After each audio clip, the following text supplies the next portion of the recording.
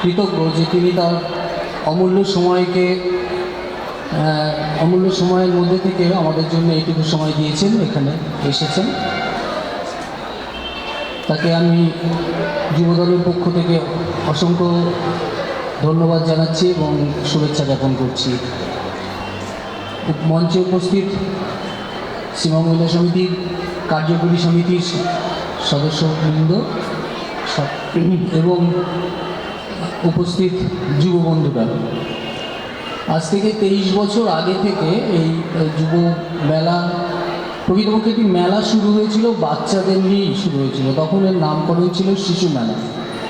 আজকে যারা যুবদল পরিচালনা করছে তাদের অনেকেই, সেই সময় অনেকেরই জন্ম হয়নি। এবার যারা একটু দীর্ঘদিনের যুবদল পরিচালনা করছে তাদের হয়তো তখন 3-4 বছর বয়স ছিল।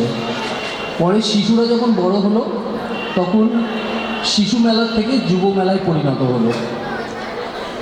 এই যুব মেলার উদ্দেশ্য ছিল যেটা আমাদের, যে গ্রামের মধ্যে থেকে যারা একদম খেতমজুর পরিবার, দরিদ্র পরিবারের ছেলেমেয়েরা আছে, যারা সুযোগ পায় না কোনো অনুষ্ঠান করবার জন্যে, তাদের স্কুলে একটা প্রোগ্রামে একটু অংশগ্রহণ করলো, এছাড়া বাইরে কোনো অনুষ্ঠান করার তাদের সুযোগ ছিল না, তারা এগিয়ে আসুক।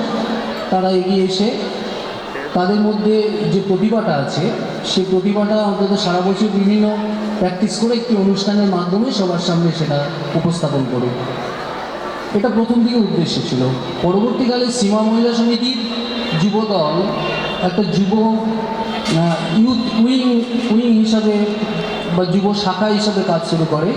সীমা মহিলা সমিতি যেমন বিভিন্ন সমাজসেবামূলক কাজ করছে, ঠিক একই রকমভাবে যুবদলও তাদের সীমিত ক্ষমতার মধ্যে দিয়ে তারাও কিন্তু সমাজসেবামূলক কাজে যুক্ত, যেটা এর আগে যুবদলের সম্পাদক সুকান্ত বলল। তো তার মধ্যে অত্যন্ত সাফল্যের সাথে যে কাজগুলো করছে, যেটার জন্য আমরা সবাই মিলে গর্ব অনুভব করতে পারি, যে আজকের দিনে যে স্রোতে সবাই গা ভাসিয়েছে, সেই স্রোতে না গা ভাসিয়ে স্রোতের বিপরীত দিকে তারা সাঁতার কাটছে। যেখানে যুব সমাজ ড্রাগের নেশায় আসক্ত হচ্ছে সেখানে ড্রাগ বিরোধী আন্দোলনেরা করছে। যেখানে যুব সমাজই বেশি করে শব্দ দূষণ করছে সেখানে শব্দ দূষণের বিরুদ্ধে তারা বিভিন্ন সচেতনতা শিবির করছে, স্কুলগুলোতে যাচ্ছে, কলেজগুলোতে যাচ্ছে, সেখানকার ছাত্রছাত্রীদের মধ্যে সচেতনতা শিবির করছে। বাল্যবিবাহ একটা বড় সমস্যা, আর্লি ম্যারেজ, এগুলো নিয়ে শুধু প্রচার নয়, তাছাড়া নাটকের টিম তৈরি করে একদিকে আর্লি ম্যারেজ, অন্যদিকে ট্রাফিকিং নিয়ে তারা বিভিন্ন এলাকায় কাজ করছে। এবং সুকান্ত বন্ধু প্রায় 200টা শো এর মধ্যে করেছে, নাটকের শো, গোটা নদিয়া জেলার বিভিন্ন প্রান্তে। কতগুলো ক্ষেত্রে সরকারি আমন্ত্রণেও তারা এই নাটকগুলো করেছে, বা এখনও সরকারি আমন্ত্রণে নাটক কতগুলো জায়গায় করবে তারা।